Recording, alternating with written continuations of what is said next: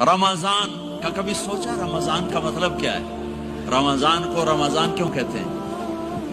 اللہ نے 11 مہینوں کے نام عربوں سے رکھوائے اور روزے کے مہینے کا نام خود رکھا قرآن میں، شہر رمضان الذی انزل فیہ القرآن۔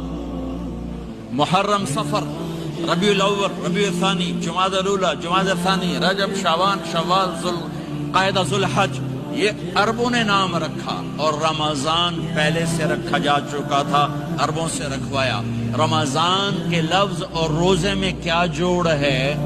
رمضان کہتے ہیں جل جانا، جل جانا، جل جانا۔